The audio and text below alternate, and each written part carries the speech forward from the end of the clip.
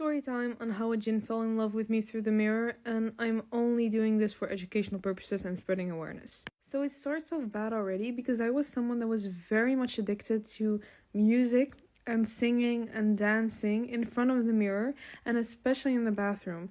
These are all the biggest red flags, and I was doing all of them. And it wasn't just for a minute or two. I mean, I was doing this for hours on end. Like 2 hours, 3 hours, as if no time has passed. And I also used to have something that is not normal, which is sleep paralysis. And the way that I discovered that this was not normal is until I started actually healing myself, doing ruqya on myself and everything, I stopped getting sleep paralysis. So fast forward to when I started college, I lived with my brother at the time, and I was mostly home alone, meaning that I was playing music as often as I could, and I would dance in front of the mirror as often as I could. Even when showering, I would play music in the shower. But that is when things started going bad, because then is when I started actually getting obsessed with the mirror. When I mean obsessed, I mean I could sit in front of a mirror and look at myself for 2 hours, and I wouldn't have a problem with that. Like, I literally could not look away. When I'm outside, I am looking for a mirror.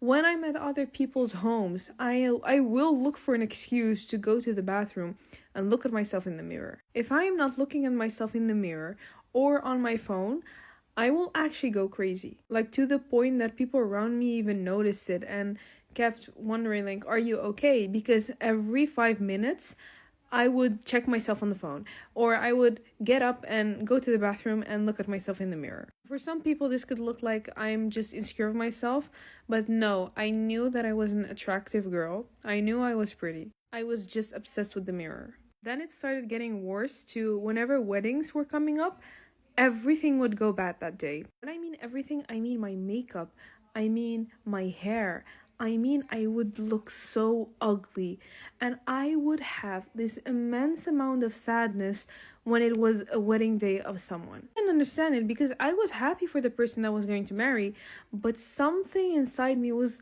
so sad, and I just literally did not want to go to the wedding. I've cried in 2 weddings. Like, I've literally bawled my eyes out for no reason. Like, people would come up to me and say, "What is wrong? Like, what happened?" And I'd say, "I don't know." And I just cry, and I'd look ugly, and I wouldn't feel good in my skin.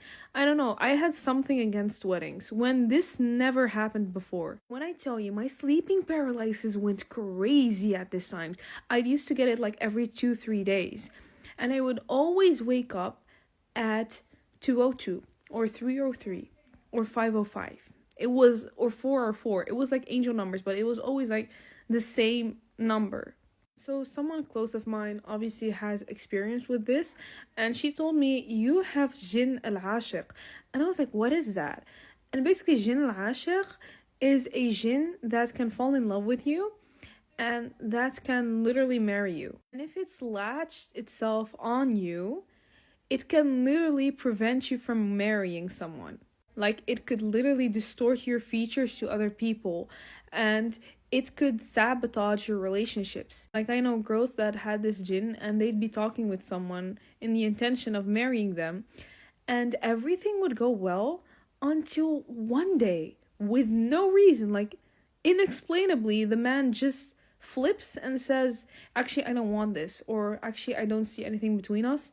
And they just disappear, like ghost them. I actually know one girl that told me that her fiance told her that jinn of hers, like the ashiq, literally came to him in a dream and attacked him, telling him, "She's mine, leave her alone." I know this sounds crazy, but unfortunately it is very much real. And this all starts from you singing in the bathroom, from you looking way too much at yourself in the mirror. You have no reason to look that much. You can just, do your makeup, check yourself, and then go away. You don't have to sing and dance in front of the mirror because you are attracting them. You need to understand that the jinn, they live in mirrors. They live in bathrooms, toilets. I have seen people being possessed by these jinns, and they literally were talking from the person's body, but it was not her voice. It was the jinn's voice. And he would say, "She's mine, and she's not going to marry anyone." And I love her, I love the way she dances, and I love the way she sings, because she used to sing and dance in front of the mirror. And the only reason why I was not yet possessed by this jinn is because I used to do my adhkar and I used to pray. Imagine someone that does not protect themselves with Quran, does not protect themselves with evening and morning adhkar, does not protect themselves with prayer. You have no protection around you. Do you know how easy it is for these jinns to latch on you or just to possess you? But anyway, when that close friend of mine realized that I had that jinn, they recommended me to go to an imam and talk about it. I went to the imam. He told me the same thing. He said, yeah, you're just lucky that you came to me early and that you were still doing your adhkar. Otherwise, he would have already, married you or something. So basically, he gave me some oil and some misk that I had to do in specific areas. And he gave me a list of surahs that I had to listen. Some surahs in the morning, some surahs before I sleep at night. He told me not to listen to music at all, but it took me a while because I was very much addicted to it. No more looking too much at mirrors, no more staring at myself in front of the mirror, especially when I'm naked. Like, always make a dua before you look at the mirror. Dua is Allahumma kama ahsanta khalqi fahassin li khuluqi, or always say Bismillah before you look at the mirror. Anyways, just protect yourself. And stop doing the same mistakes as I did. Don't make the same mistakes as the girls I know that were actually possessed. You don't want this for yourself. You don't want to become obsessed with the mirror and cry whenever you go to a wedding and have every guy that you talk to suddenly disappear on you and have every relationship go wrong inexplainably, just like that. And you don't want the sleeping paralysis. It's the worst experience, especially when you'll see an angel number.